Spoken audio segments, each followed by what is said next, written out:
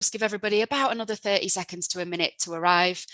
In the meantime, if you could rename yourself so that your name, your pronouns, if you feel comfortable disclosing your pronouns, and then something which references where you're from, so the organisation or the area, just so that if we're trying to create connections, that's a good way of people being able to understand where we're all from. Great. I'm going to start in about 30 seconds. If you needed to grab a glass of water is possible, brew, probably too much.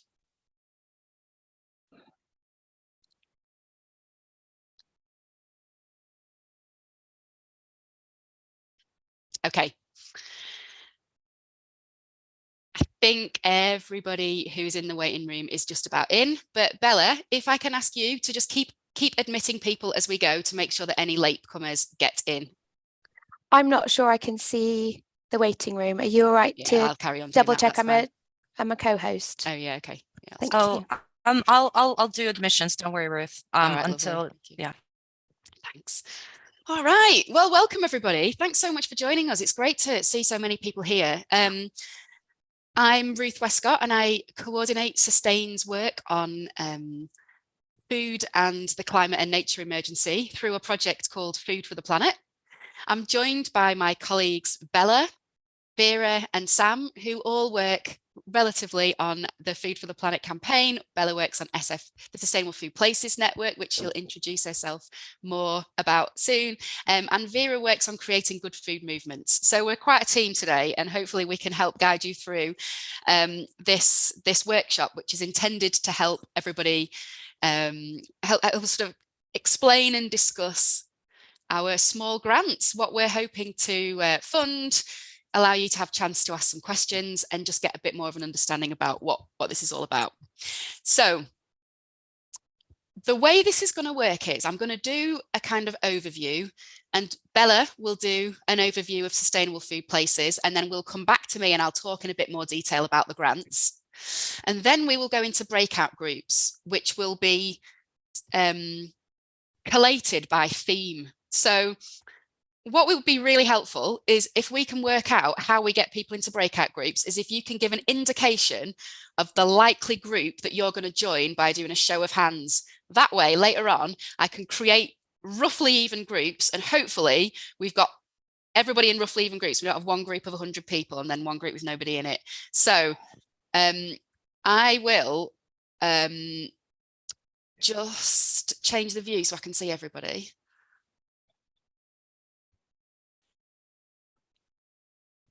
Okay, using either a wave or the reactions button to put your hands up, who is here to talk about procurement, or roughly around good food buying, getting businesses to adopt good food buying policies, public sector procurement, that kind of thing? Raise your hand now. Okay, I'm looking for a show of hands. Great, you're getting the hang of this. This is brilliant.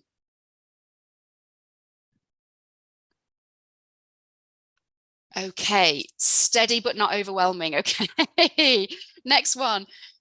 Please put your hands down. And now a show of hands for anybody who is here to talk about pricing. So this is making climate and nature friendly food more affordable, sustainable pricing policies, that kind of stuff. Raise your hand now.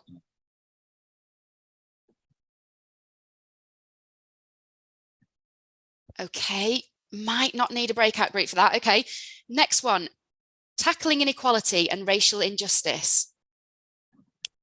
Raise your hand now or do the reaction.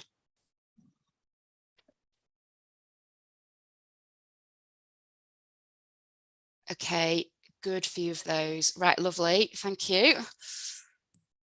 Next one is, put your hands down please, is going to be creating a good food policy and the kind of overall working with the council to try to get a good food policy in place and a sort of general approach to making food more part of climate conversations. Raise your hand now. Okay, great. Sam, this is your breakout group. Okay, cool. That's enough. I can get these. Get the hint on that one. Okay, great. Next one, planning. So anything around planning policy, trying to get your council to implement good planning. Come on, this is the sexy stuff, the planning. Okay. Okay. Right. So we might have to, okay, cool. People planning. All right. What about anything we haven't already said? Anything that's like not been said already, but it's like in the bucket of everything else? Put your hands up now. Okay.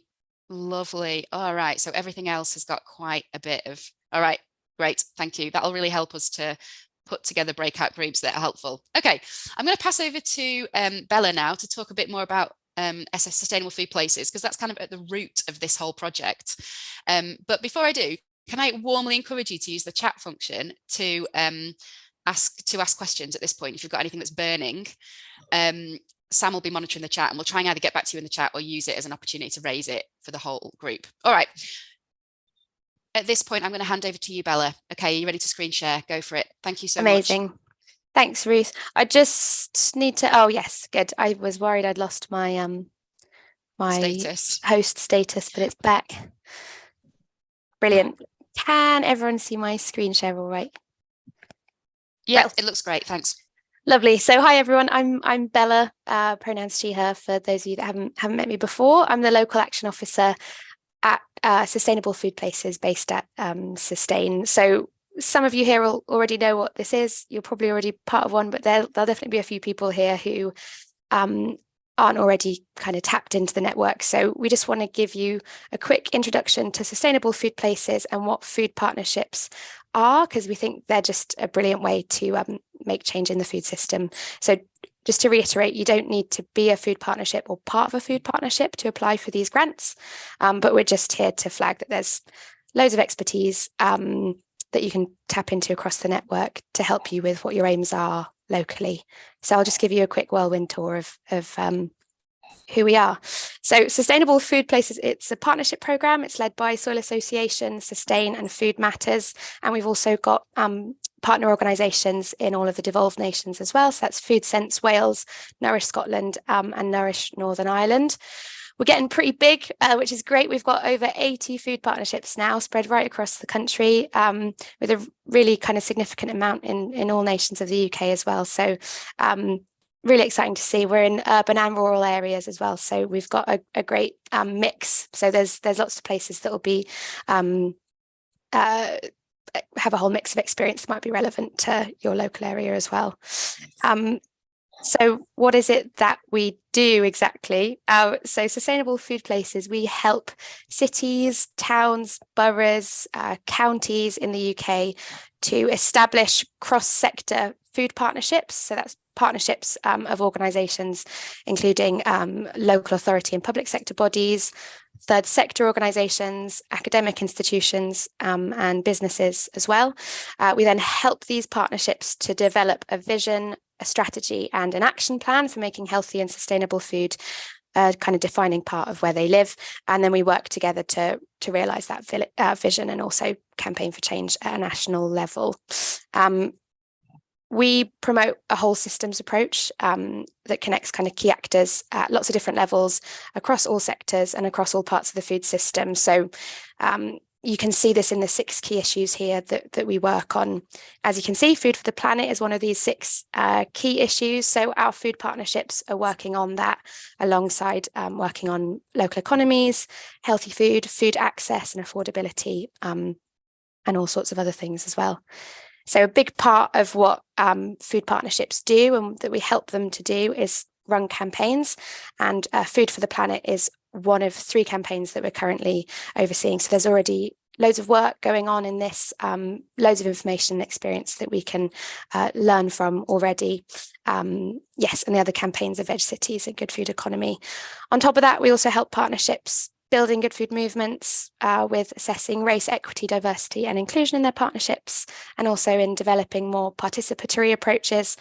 So we kind of really try and help support really holistic approaches to this food work. And we support that through providing grants for campaigns and these work strands, convening meetings, sharing resources, sharing toolkits, and just making sure that partnerships have space to learn from each other and support each other as well.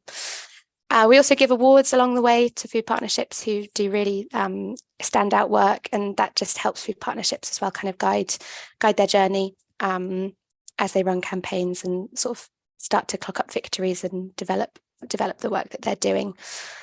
And finally, just to say, we're increasingly raising the voices of the network and getting recognition on the national stage as well. So food partnerships are increasingly being recognised by members of Parliament across the 4 nations as really impactful and a really important way of making positive change in the food system. So just last year, Wales announced £3 million of funding to help support existing food partnerships and also set up more food partnerships right across Wales. So it's a really, really exciting time to get involved in the Sustainable Food Places Network. So SFP can help with loads of your aims locally. So do go on our website, find out if there's already a food partnership in your area, get in touch if you're interested in setting one up, and we can let you know where to start. So I'll leave it there for now. Thanks, Ruth. Thank you so much, Bella. That was a great introduction. Thanks so much. Okay, we've still got people coming in, which is pure lols. They'll just pick it up. All right, I am now going to talk you through a little bit more about the grants themselves and what we're hoping to support through this work. So can you give me a thumbs up again, Bella, if you can see the slides on my screen? Lovely, thank you. Okay, I am just talking you through the application guidelines, which are available online. They're a Google spreadsheet, so you should all have access to it. I'll put a link in the chat as well and follow up with a link, but this is just publicly available, so there's no need to take notes. Basically, it's all there. So just a bit of introduction. The grants are for £5,000. If you don't want to apply for the full amount, you can, but I would encourage you to just ask for that money. Make sure that you're being paid properly, that it's enough work to cover what you're doing. Those are the timelines. So the introductory workshop, 18th of Jan, that's now, and 10th of February is the deadline for applications. The application form is an online Google form. Again, you should have the link already, and I'll share it after this webinar. We'll then have in early March, we'll have a workshop to get everybody together to talk about the grants. We're expecting that there'll be clusters, which is brilliant because the round of grants that we gave last year, those clusters have been really useful and people have been able to learn from each other and chat and provide a bit of kind of peer support, which is brilliant. And we expect the work to be like roughly a year, but it's flexible. If there's a specific time of year that you think is right to do the project, do it then. Don't worry too much about it needing to be 12 months. The only thing is that we need to have provided you with the grant and received some kind of end of activity output by the end of February next year. So that's our deadline. When you spend the money is kind of up to you, to be honest. We're not too fussed. So who can apply? What we need is just a loose or relatively formal collaboration of people. So it can be a sustainable food partnership, it can be local authorities, it can also be local campaign and community groups. As long as you're capable of taking up a grant and you've got a bank account and a way of managing the money, we'll ask you to just explain the formation of your group in the application form, but we're open to any group. You don't need to be a sustainable food partnership. How to apply? So as I said, you just complete the form online. I've included all the questions in the grant application, so you can copy and paste it into a Word doc, do all that, and then put it into the grant if that's easier for you. Okay. If you've got any questions, contact Sam. That's what I've put. There you go, lovely. So a bit of background, why are we here? So globally, food and farming contributes to about 1/3 of global greenhouse gas emissions, and industrial farming is the leading cause of deforestation, wildlife decline, and threats to biodiversity globally. These grants are to support local groups to campaign for meaningful change to the food system in your local area. We want to encourage people to apply for grants that kind of address the priorities and what you think are the issues locally. And you know, an element of innovation is really welcome.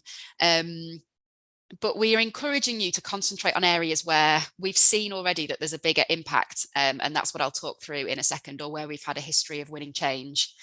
So the suggestions that I'm about to give you now are not intended to be prescriptive, but to spark ideas.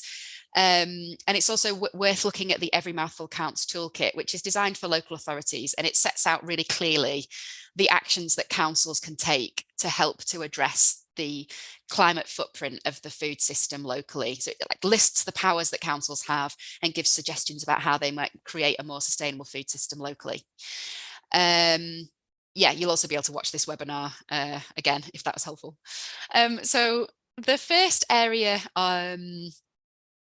that we would encourage people to work on is improving overall how well your council is tackling food and the climate and nature emergency.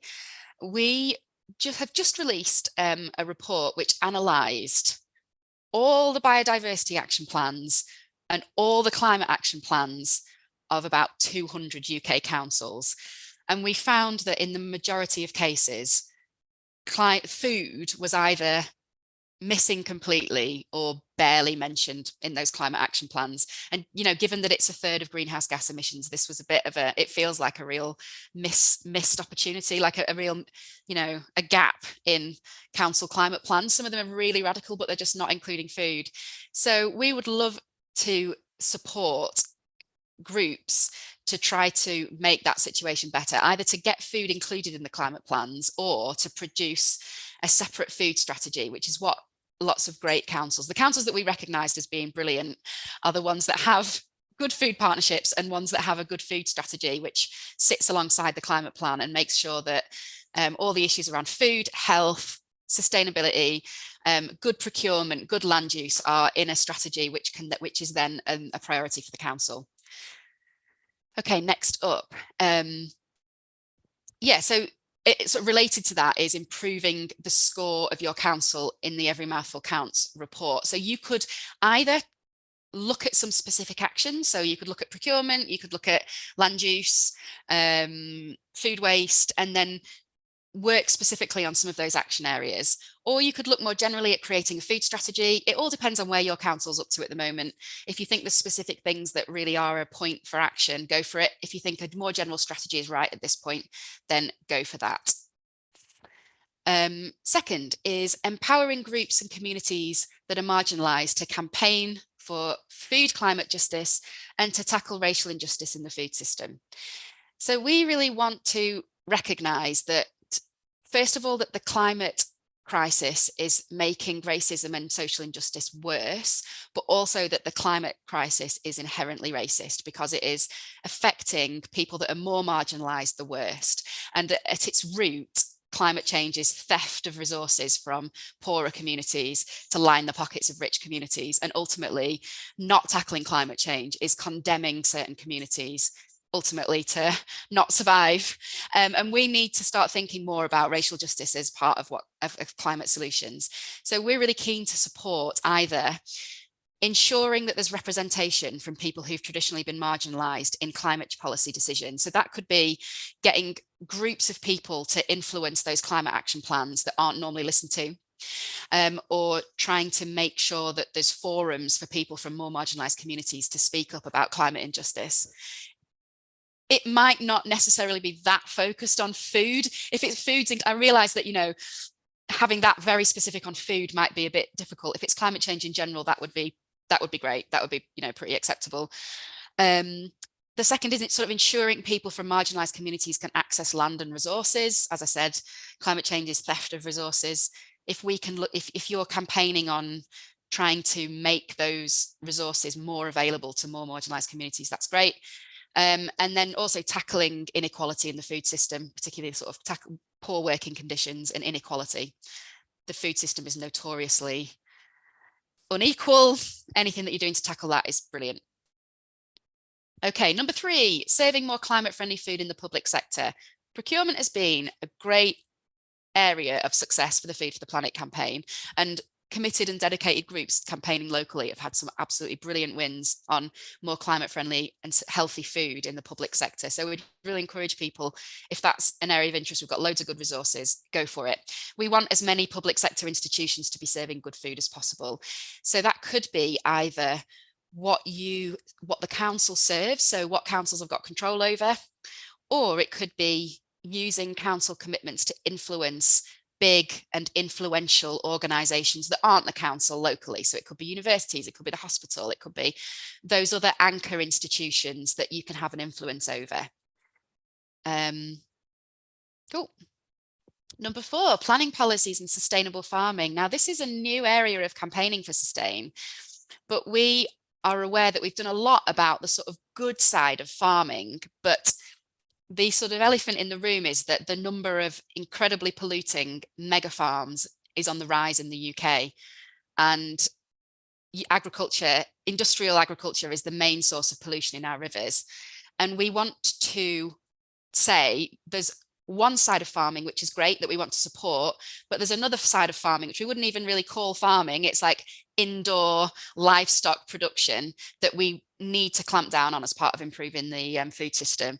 So anybody that's interested in working on the planning policies of councils, the biodiversity action plans, the green infrastructure strategies, local plan, local development plan, local business strategy that can help the planning policy be more favourable to sustainable farming and less favourable to factory farming, that would be brilliant, and we'd really welcome that application. Finally, fair food pricing policies. Now, this is basically about recognising that lots of people want to have a healthier and more sustainable diet, but one of the main barriers to doing so is the fact that generally healthy and sustainable food is more expensive, and that is a barrier to people taking action. So we want to look at the root cause of the pricing policies of companies and campaign for that to change so that healthy and more sustainable food is more accessible and more affordable. So it's less about educating people to make good decisions, because we think that people generally want to make good decisions, but tackling the barriers that are in place that prevent people from buying, having healthy and sustainable food as the norm. Okay, very quickly, just to run you through a few FAQs, because the first question I think is, these are campaign grants, but what do we actually mean by a campaign? And can you do this as part of a local authority? Because if you work for a local authority, the idea of campaign is quite an odd thing to get your head around. And I think the main thing to think about is, if it feels like more of a project, the way to think about that being a campaign is, how do you influence the policies and the levers that would make that small project become the norm? So who needs to be influenced? What policies would need to change? And how would you, who do you need to have a conversation with to get that to happen? And that is a campaign. So if you're in a local authority, you already have the opportunity to influence policy. So that campaign would be getting people around the table to discuss why you should improve your procurement policy, trialing things, having conversations with caterers, and then presenting a policy to be adopted once you've done that work. That's campaigning work, and that's exactly what we want to support. So we can discuss that more, and if that comes up in the breakout groups, then we can come back and I can sort of explain that more, but hopefully that makes sense. Do you need match funding? No, but feel free to use this as match for other stuff. When do the funds need to be spent by? Roughly early next year. Will there be further rounds? We don't have any more funding for 2024, unfortunately, but we are applying, so who knows. Is it okay if you're a nationwide organisation, not a local group? Yeah, that's absolutely fine. Is it okay if you're not a registered charity? Yes, that's fine, as long as you've got a bank account and a way to take the money. That's all fine. Okay, I'm going to stop sharing now so that we can move to the next. Oh, just to say, these are the questions that are in the application form. This is in the guidance doc, so you can go in, see what questions we ask, write it in a Word doc, and then paste it out.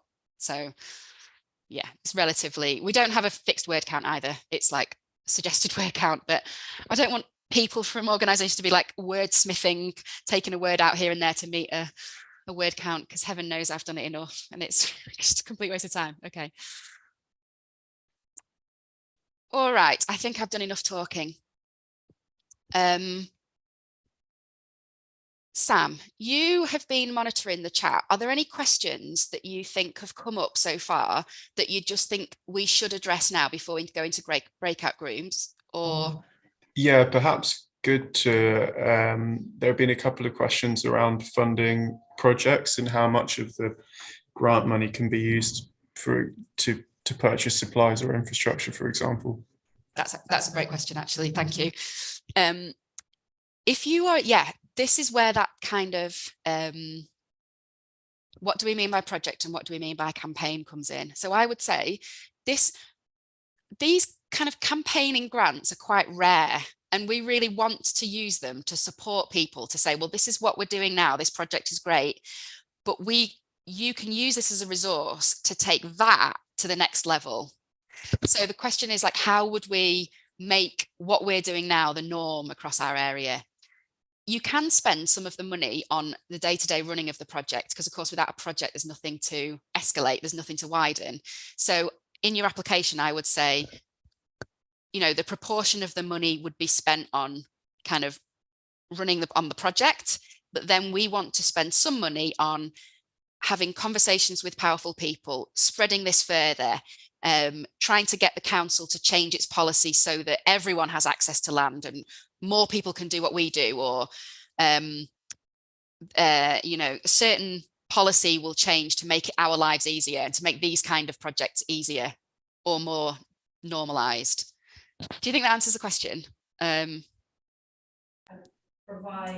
I think that's good. And then the other one was around effectively sourcing healthier, sustainable food for organizations, schools, other services in the area.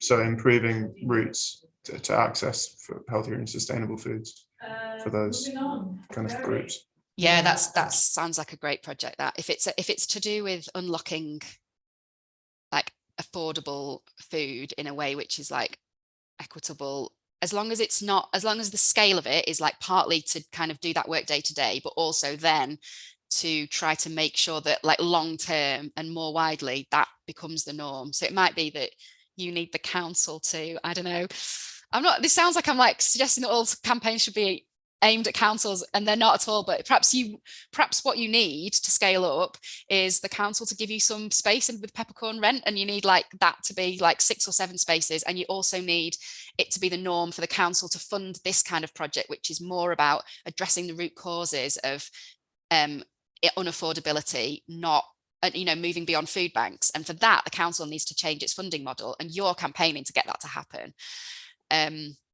But it can be a combination of that in the application, but the more it weighs towards campaigning, the stronger your application will be. That's what I would say. Can an institution work with the local authority outside their borough? Yes. Are we able to pay ourselves? Yeah, exactly. That we're expecting the majority of the budget to go on staff costs, travel, people campaigning. That's what we're expecting the majority of the budget to go on. And there were a couple more questions which I thought would be good to raise now. The first is around who can apply. So can you apply if you're not an official community group or organization? Can you apply as an individual? Is one question. That is a good question. If you're an individual, you should put in the application, I'm an individual, but the group that I'm working with, the sort of working group for this project, or the network will be as follows. So you can apply as an individual, but we would want to see that you're collaborating to deliver the project. So you've got a bit of a steering group, or you've got people that you'll collaborate with, or you're kind of seeking to do the work collaboratively. But yes, you can apply as an individual. Yeah. And then the last was whether or not we have any examples from the last funding round of applicants that were successful, and maybe just a little bit about why they were successful or their project. We do have some. There's quite a lot of case studies on the website. I'll try and drop a link in if I've got time. If not, I'll send them around after. Oh yeah, great. Somebody's just popped it in the thing. Thank you so much.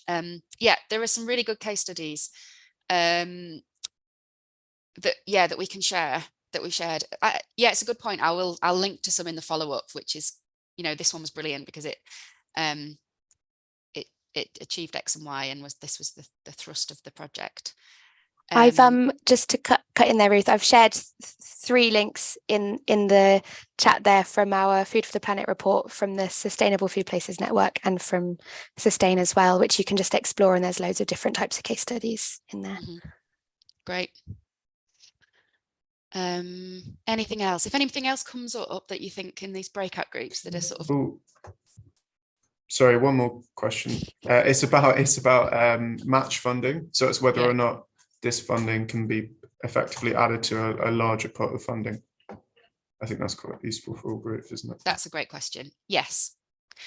So just if in the budget section, just talk about your overall budget for the project and then say this money would specifically be spent on this. So, and in that case, you would emphasize the campaigning elements of the overall project. So, perhaps you could say, this is the funding, this is what we've got already, and the budget is to pay for the operation, but we want this money to pay specifically so that we can make sure that we're not just doing this as a small project, but it's going to have more an impact. It's going to be, we're making the case for policy change. We're using our small example to call for wider change. And that should give you the time to, have the meetings you need to have to say, up, it's not just about us, we need this to be the norm, or, the system needs to change. We can't just expect projects like us to deliver, whatever that is in your situation. Okay, we are now going to move into breakout groups for about 20 minutes. Okay. In our group, we just had a couple that I wanted to share with everybody else.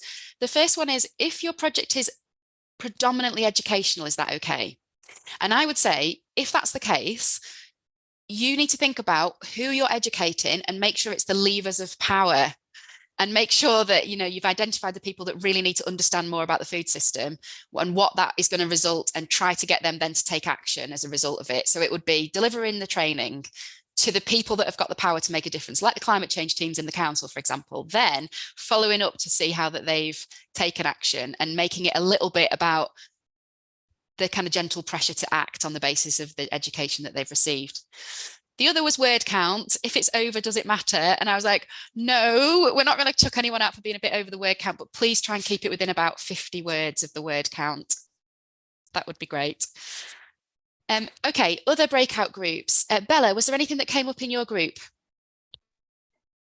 We had a couple of questions similar that might be helpful for everyone to hear, which were just sort of around if you're putting this money towards a larger piece of work that might not end within the 12 months. And I was just saying, Ruth, that even if you don't have the full campaign deliverables at the end of the 12 months, that's fine. And in terms of having something that we'd like to be able to share at the end of that time, could be that you've hosted an event, or you've written us a case study or made a podcast, so that we have something we can share more widely with the network to show the great work you've done, even if it isn't the deliverables from your wider campaign that might be coming a year or two down the line.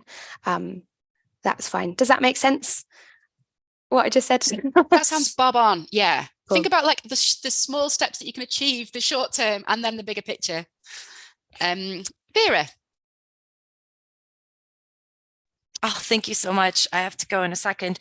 Our group, some really good discussion. I think like 2 standout ones I think might be relevant here are that we're not, so in just in terms of the kind of, the first one on split of staff time versus third-party costs, with the kind of experience and campaigning that a lot of it is knocking on doors, reaching out to people, setting up meetings.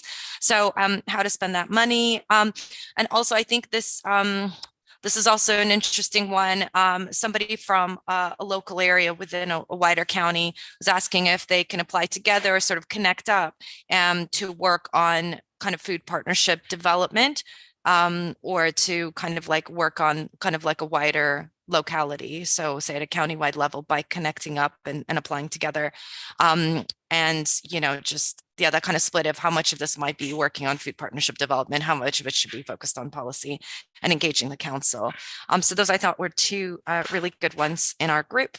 I'll leave it there. Lovely, Vera. Thanks. Yeah, totally. Yeah, exactly. Yeah. So certainly for two partnership with two organisations would be fine. Absolutely fine. And yeah, we are expecting that the majority of the fund is spent on staff costs. It's like time, isn't it, to do the work? And certainly if the budget line is just staff cost, you know, that's absolutely fine, you know. Yeah. Sam. Yes, quite similar quite similar. There was a question on deliverables as well, and whether or not it matters that you haven't necessarily delivered on kind of the ultimate project goals by the end of the funding period, which, yeah, I think Bella's covered that nicely. And there was another question as well on whether or not we'd consider funding groups that are from areas that performed well in our report. So whether or not we're prioritizing funding kind of poorly performing areas. And no, I don't think that's the case. I think we're willing to fund groups across the UK, and it's based on the strength of the application and the campaign associated with that. That's how we're making our funding decisions. So thank you. Oh, what a beautiful answer. Yeah, nice one. Yeah. Also, if you're one of the top things you can share, you know, you can share your learning with other people. That would be brilliant. Our office is so noisy. I'm sorry about that. Was there any other questions? We will, yeah, if you have to leave, obviously just close out. We'll send the recording round with all the links that you need. Was there anything else that, just to give you space to ask any final questions? I'm just going to check the chat, sorry. Oh, multiple applications from one geographical area. We would just consider them neutrally, you know, we'll look at them all on their merits, not necessarily. Yeah, you wouldn't be penalised if there was another good one in your area.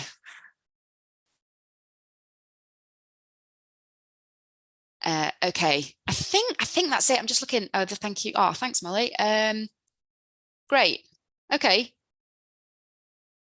Well, you're very, very welcome to leave. Thanks so much for joining us. Really appreciate you being here, and the questions were great. And definitely, yeah, put this in the guidance documents next time if there is a next time. Some of those questions are really helpful for us to understand what's like helpful for you to have in those guidance documents. Some of them are things, you know, just don't think of. So thanks so much. Right, I'm going to end the meeting. Have a great afternoon, everybody, and thank you to my colleagues for joining us. It's great to meet you all.